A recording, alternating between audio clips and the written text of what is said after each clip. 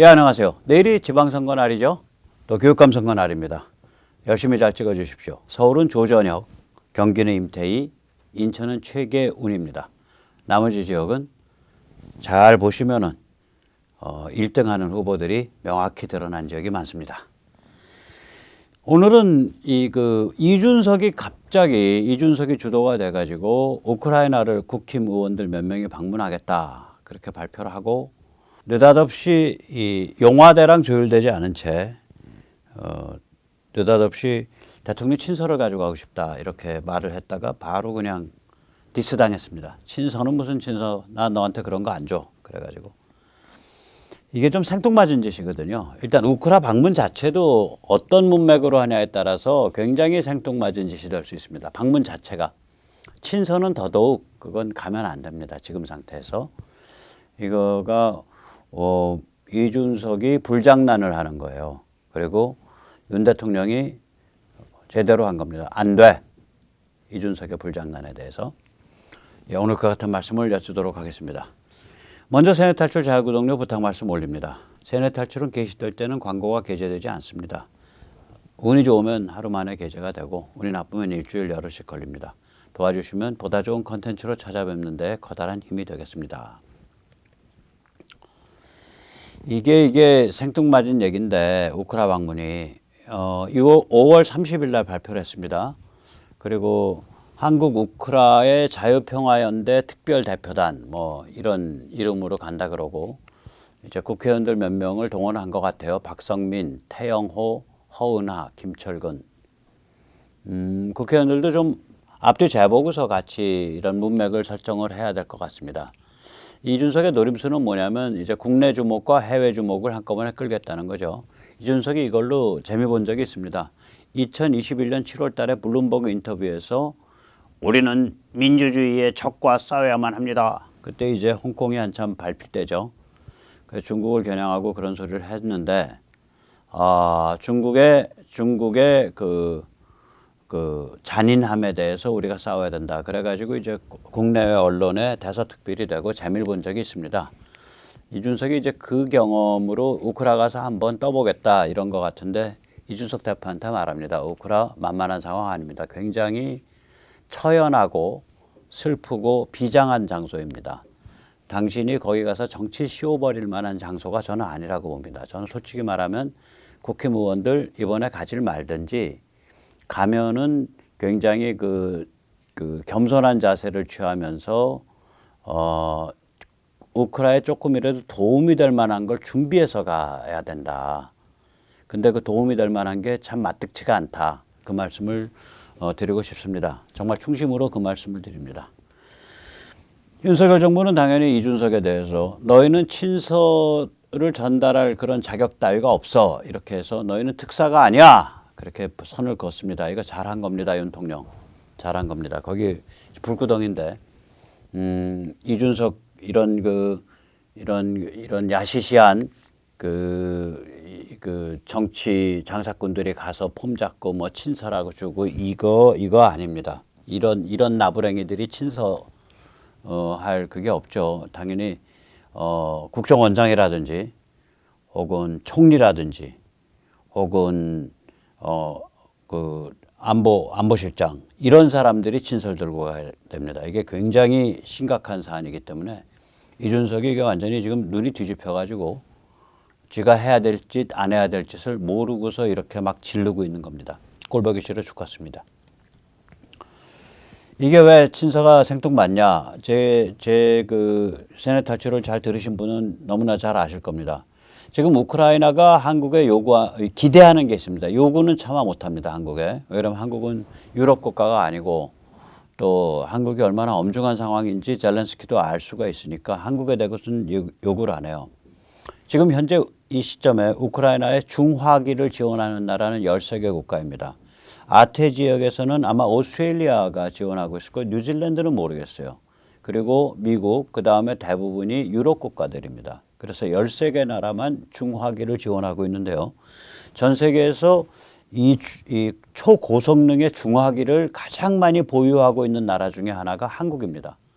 예를 들어서 지금 젤렌스키 대통령의 입장에서 또 우크라이나 국민들의 입장에서 한국의 이 다연장 로켓포 MLRS 멀티 런치 로켓 시스템 이거는 정말 부러워서 죽을 지경일 겁니다. 우리가 이제 천무라고 보통 부르는데 이게 K238입니다. 최대 거리가 80km 날아갑니다. 그 다음에 이제 2위가 한국이 자주포가 전 세계에서 자주포를 아마 제일 많이 갖고 있는 나라 중에 하나일 거예요. K55 그리고 신형 K9, K9 이게 이제 전 세계에서 가장 많이 보유하고 있는 편인데 이거가 한국에서 받아 쓰고자 하는 그런 마음은 굴뚝 같을 겁니다. 3위가 견인포예요. 155mm 견인포. 이게 KH-179인데 이것도 한국이 많이 갖고 있어요. 이게 이제 미국에서 M777이라고 해서 미국이 M777을 이제 공급을 해줬죠, 우크라이나에. 미제는 이제 티타늄을 써가지고 무게가 우리의 절반 조금 넘습니다. 미제가 한 4톤 나가고요. 우리가 한 7톤 나갑니다. 6.9톤 이렇게 나가니까 우리가 7톤 정도 나갑니다. 그 미제는 한마디로 말하면은 자동차, 보통 자동차, 그러니까 한 4톤 나가니까 무거운 거죠. 미제도. 그러나 훨씬 다루기가 편합니다. 우리의 뭐 7분의 400개 안 되니까 얼마나 다루기 편하겠어요. 우리에 비하면. 그래서 이게 이제 그러나 7톤이 나간다고 하더라도 우리 견인포가 뭐 성능이 떨어지는 게 아니기 때문에 좀 묵직하지만 이런 거 참 받아서 쓰고 싶어 하겠죠. 그런데 이러한 중화기가 제공할 거냐 말 거냐, 그다음에 얼마나 제공할 거냐, 그다음에 언제 제공할 거냐, 이게 전부가 굉장히 민감한 미국의 결정 사항입니다. 미국은 지금 이렇게 오늘 프로그램에서도 말씀드리겠지만 이거를 살살 그 타이밍을 봐가면서 요 수위를 높여가고 있습니다. 우크라 사람들이 죽든 말든 미국의 입장에서는 이제 바이든이나 이 국방부 이런 데서 입장에서는 국무부 입장에서는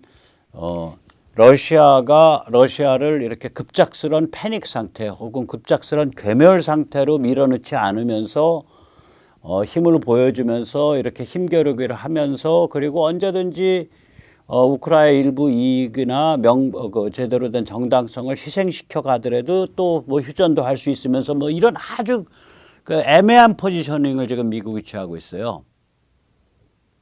그렇기 때문에 한국 입장에서는 우크라이나 이런 중화기를 제공을 못하는 거예요. 우크라이나도 한국엔 그걸 제공해달라고 얘기를 못하는 거고. 한국이 우크라이나 중화기를 제공한다는 거는 요즘 우리나라의 그 프레시안 같은 깡통 좌파 언론이 얘기하듯이 미국의 요청에 의해서 우회 제공을 하는 그런 방식 외에는 제공을 못할 겁니다. 그래서 이제 다른 말로 표현하면 우크라가 원하는 것을 한국이 가지고 있는데 그 한국이 이것을 마음대로 줄 수도 없고 주어서도 안 되는 상황입니다. 우크라가 원하는 중화기를 한국이 잔뜩 갖고 있습니다. MLRS 자주포 견인포를 한국이 잔뜩 갖고 있는데 이걸 한국 마음대로 줄 수도 없고 주어서도 안 되는 상황이에요. 자, 이 상태에서 집권당의 국회의원들이 우크라 가서 무슨 얘기를 하겠냐고요. 둘이 같이 머리 맞대고서 미국 욕해요? 우린 당신들 주고 싶은데 우리도 미국 눈치 봐야 되니까 주진 못하겠고 정말 죄송합니다. 열심히 싸우세요. 뭐 이 소리 할 거예요? 할 말이 없는 거 할 말이. 그래서 우크라 방문은 태생적으로 난처한 비즈니스입니다. 본질적으로 난처한 비즈니스예요. 그러니까 비즈니스가 공허해 줄 수밖에 없어요. 방문 자체가. 그럼 가서 뭐 사진 찍고 젤렌스키랑 이렇게 사진 찍고 이래서 국내에서 그 표팔이 하겠다는 건데 지금 남의 나라 생명 걸고 싸우고 있는데 표팔이 하려고 거길 가? 못돼 먹은 자들이네. 만약에 그렇게 해서 거길 간다면. 못돼 먹은 자들이죠. 하다못해 버니 샌더스가 우크라이나가 아니라 폴란드로 갔었죠. 폴란드로 가세요. 폴란드 갔었을 거예요. 그랬더니 버니 샌더스는 거기 가서 표장사를 간 게 아니에요. 버니 샌더스 미국의 그 극좌 정치인 그 할아버지 표장사로 간 게 아니라 버니 샌더스의 지금까지 입장이 고립주의였는데 우크라이나에 관해서는 내가 고립주의 안 고집한다. 이건 도와야 된다. 이거를 연출하는 의미가 있었어요. 펠로시 미 하원 의장 아니에요? 가서 그 그림을 연출한 의미가 있어요. 너희 지원하는 군사 원조를 미 하원에서 통과시켜 줄게. 이렇게 우크라 간 사람들이 다 의미가 있어요. 아무리 저는 버니 샌더스도 극도로 미워하고 펠로시는 더 미워하지만 의미가 있다고. 이준석이 거기 가서 뭘 할 텐데. 우크라이나 우리가 기껏 보내고 있는 게 뭐 방탄복, 군복, 군화 이런 건데요. 비살상 무기. 그거 더 많이 보내겠습니다. 중요하긴 해요. 뭐 예를 들어서 그거 한 사람당 한 30만 원어치 해서 뭐 한 10만 쪽 보내려면 300만 달러, 300억 들죠. 근데 그것도 지금 이 게임에서는 말하자면 중요한 액수가 아니에요. 이미 게임이 커져서. 뭐 하러 가는데. 그러니까 뭘 하러 가는지 아젠다가 불명확한 거예요. 그냥 정치 쇼하러 가는 거예요. 그럼 정치 쇼하러 가는 사람들 뒤에다가 힘 실어주려고 윤석열 대통령이 친서줘야 되냐고. 윤 대통령도 난처하잖아. 젤렌스키한테 용감히 싸우십시오. 멀리서 응원합니다. 이런 입에 발린 말 말고는 진짜 우크라 사람들이 원하는 걸 줄 수도 없고 줘서도 안 되는 처지가 한국인데 윤 대통령도 할 말이 없다고 지금 우크라에 대해서. 자, 한국이 뭐 너무 잘 아시죠? 저는 뭐 여기 밀리터리 군사 쪽 관심 있으신 분들 있지만 이왕 말 나온 김에 한국이 그 MLRS 멀티 런치 로켓 시스템 천무 이게 얼마나 훌륭한지 한번 잠깐 보세요. 한국도 239mm 유도 로켓이 가능해요. 80km까지 갑니다. 유도 로켓을 쓰면요. 같은 로켓이지만 이게 유도가 돼가지고 정확하게 떨어져요. 뭐 그걸 뭐라 그러더라? Circular Error Probability, CEP라 그러는데 이 그 확률적으로 예를 들어서 5m 반경 안에 뭐 다 꼽힌다 뭐 이렇게 되는 거예요. 무섭습니다. 한번 직접 보시죠.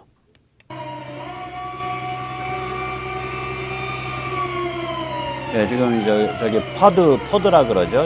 이 발사관 묶음 한 발 먼저 쏴서 딱 간을 보고 그 다음에 그대로 된다. 그러면 이제 쏘기 시작을 합니다.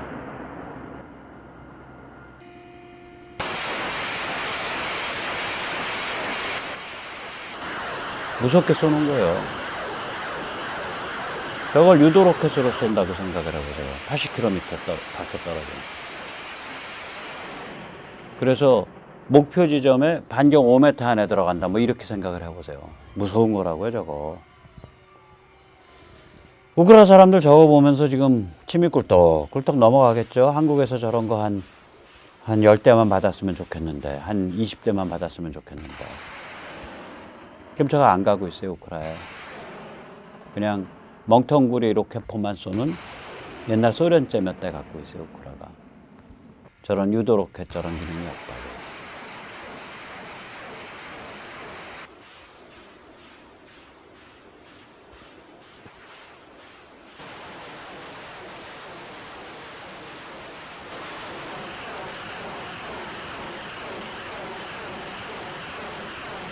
제가 80km를 가요, 80km.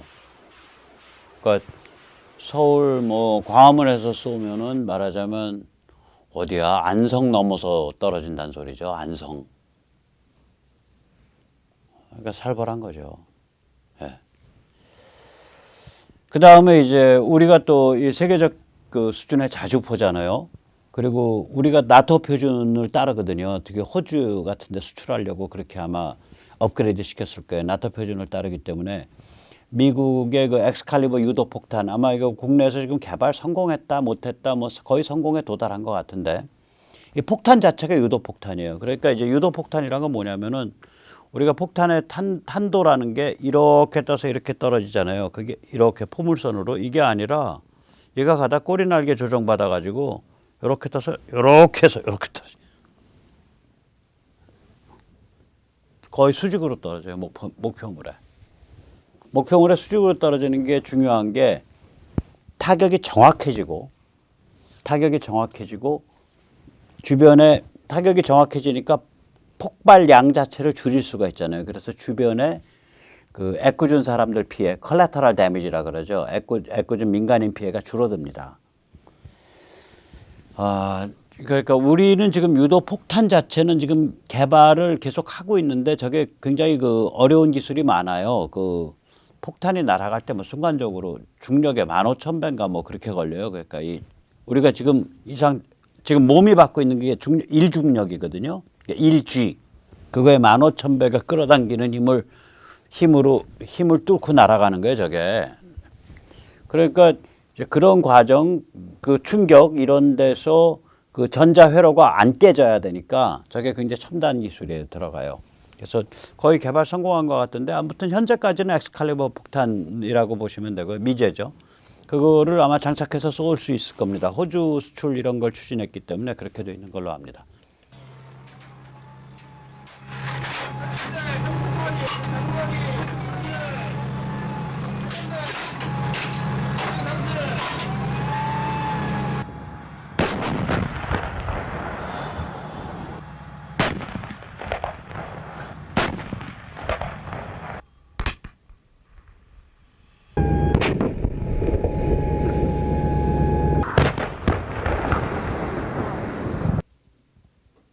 네, 얼마나 부럽겠어요. 저런 거를 전 세계에서 우리가 K55, K9 합쳐가지고 한 2천 몇백 문 갖고 있다는 거 아니에요. 깔아놓은 게. 전 세계에서 제일 이 견인포와 자주포를 많이 보유하고 있는 나라거든요. 우리나라가. 무서운 전력이 된 거예요. 저기다가 이제 그 유도폭탄 채우고 뭐 어쩌고 저쩌고 하면은 이건 뭐 살벌한 나라죠. 이제 거기서 우리가 2천 몇백 분인데 거기서 한 50문만 좀 빼서 줬으면 좋겠다 이렇게 생각이 말을 못해서 그렇지 얼마나 간절할 거예요 마음속에. 그런 사람들 만나서 뭘 얘기할 수 있냐고. 내가 이준석이한테 묻고 싶어. 당신 무슨 얘기할 수 있어 그런 사람 만나서. 우리가 줄 능력도 안 되고 줘서도 안 되는데. 왜냐하면 전 세계적인 미국과 러시아의 지금 힘겨루기가 있기 때문에 그러한 이 치명적인 중화기를 언제 어느 수량을 어떤 조건으로 줄 거냐. 예를 들어서 아까 엑스칼리버 폭탄을 줄 거냐 말 거냐. 그 다음에 아까 그 천무 같은데 미국은 저기에 해당하는 게 M270인가 그게 저기에 해당하는데요. 미국의 다연장에.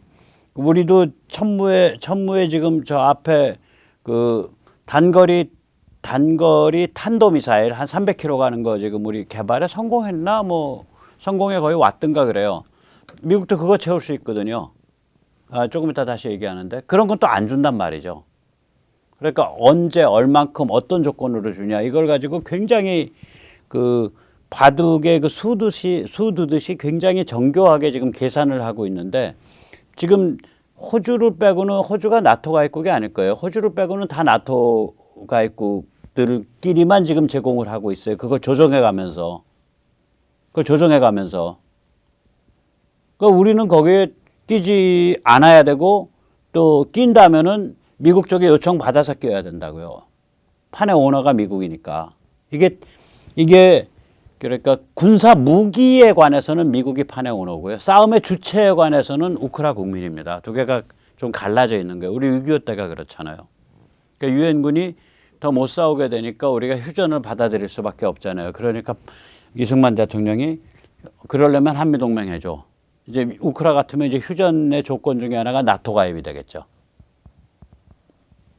나토에 가입하면 그 5조에 의해서 침공받는 경우에 저거 할 수 있으니까. 그러니까 그것도 또 골아퍼져요. 진짜로. 왜 그러냐면 저게 불씨가 남거든요. 휴전하더라도 불씨가 남습니다. 휴전이 어떻게 되냐에 따라서. 이따가 그 얘기 말씀드릴게요. 그러니까 나토 가입한다 그래도 불씨가 뒤로 미뤄지는 문제지. 우리는 불씨가 안 남았잖아요. 휴전했지만 우리는 불씨가 안 남았죠. 휴전선에서 서로 맞겨루기만 했지. 근데 저기는 계속해서 전투가 이어지고 막 그럴 수밖에 없어요. 휴전을 해도. 자, 미국의 중화기 지원을 말씀을 드리면 이준석이가 잘 공부를 하고 뭐 가든 말든 자, 이게 시점이 묘하고 방식이 제한적입니다. 하푼이 언제 지원됐나 이렇게 생각을 해보면 지난주에 5월 넷째 주. 그럼 지난주가 어떤 시점인가? 오데사 앞에 흑해 봉쇄로 해서 전 세계가 곡물 위기가 오고 있다라는 게 그냥 세계가 시끌시끌한 상태가 되니까 하푼이 들어갔어요. 이 정도 되면 러시아 배를 격침시킬 수 있는 명분이 있다는 것을 러시아가 양지할 수 있어. 이 민주주의 국가는 여론이 움직이니까. 그 다음에 이제 그 우크라 북부인 키우나 카르키프, 우리나라에서는 카르키프인가로 읽을 거예요. 카르키프, 그 키르키프, 키우와 키르키프에서 러시아를 퇴치하고 나서, 그러니까 북부 쪽에서의 전선이 정리되고 나서야 중화기 지원이 시작됐어요. 155mm. 본격적인 중화기 지원은. 그 다음에 돈바스 지역에서 격전이 붙고 저기가 지금 수세에 들어가 있잖아요. 세베로도네츠크가 오늘 함락되냐 내일 함락되는데 뭐 함락되거나 말거나 거기는 그러니까 두 가지를 이게 뭐 러시아가 잘 이기고 있다라는 사람들이 있는데 그 황당한 소리인 게 두 가지입니다. 세베로도네츠크 완전히 폐허예요. 그냥 함락돼도 아무 의미가 없어요. 사실은. 그 다음에 두 번째는 이 우크라이나의 이 뭐 거리라는 게 일단 기본적으로 50km, 60km예요. 기본적으로 조그만 도시 그 다음 도시의 사이 거리가 5, 60km씩 나가거든요. 그렇기 때문에 이 세베로도네츠크 내주고 또 물러나면서 또 싸우고 또 힘 얻어가지고 다시 밀고 들어가고 이 공간을 가진 이 게임을 굉장히 쉽게 하는 거예요. 저기가 워낙 넓어서. 아마 서울이 900제곱킬로미터쯤 되지 않을까 싶습니다. 그러니까 서울의 끝에서 끝이 30km, 40km밖에 안 돼요. 서울 전체에 대고서 러시아가 병력을 10,000명을 풀은들 서울 전체를 방어하려면 최소한 한 50명 단위로 200개 부대를 깔아야 될 거라고요. 그러니까 소대 단위로 부대를 깔아야 된다는 얘기예요. 10,000명을 풀어도. 그 얘기 무슨 얘기냐? 내주고서 물러났다가 다시 밀고 가면 된다. 이거 화력만 있으면. 그래서 지금 뭐 전쟁에서 이거 뭐 세베로도네츠크가 무너졌기 때문에 이제 러시아가 이기고 있습니다. 천만에 그런 거 없어요. 굉장히 광활한 지역이고요. 굉장히 광활하고 지금 전쟁의 승패라 그럴까?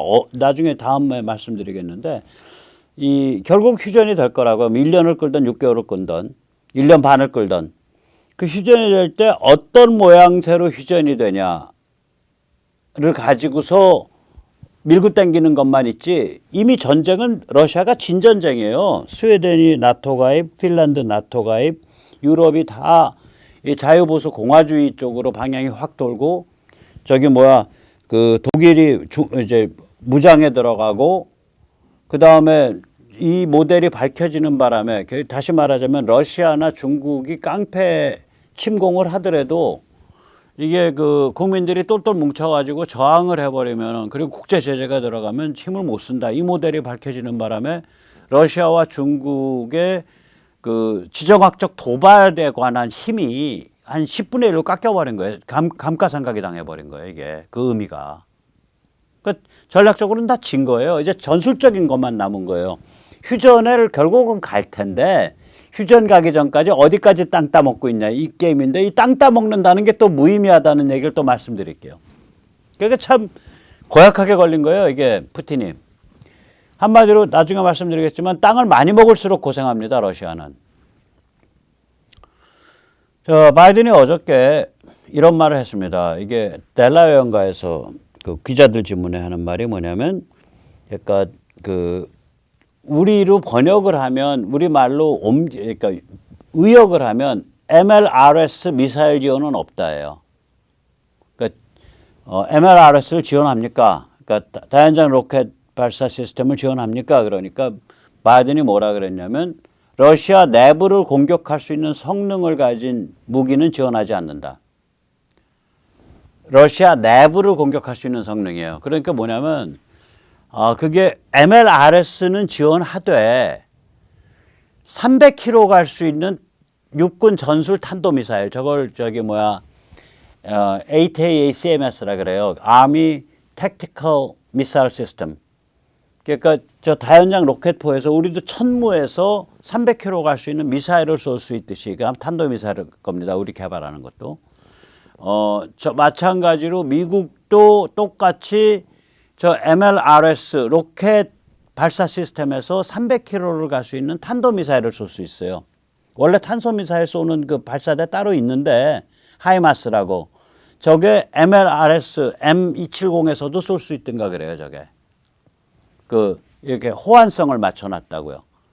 그거 제외하고 많이 가면 80km까지 가는 로켓까지만 제공하겠다는 거예요. 로켓. 그렇게 해석될 수 있어요. MLRS를 완전히 다 제공 안 하겠다도 해석될 수 있고요. MLRS를 제공하는데 80km까지만 가는 로켓까지만 제공하겠다. 미사일은 제공 안 하겠다. 탄도미사일은. 그 두 가지로 해석될 수 있는 말을 했는데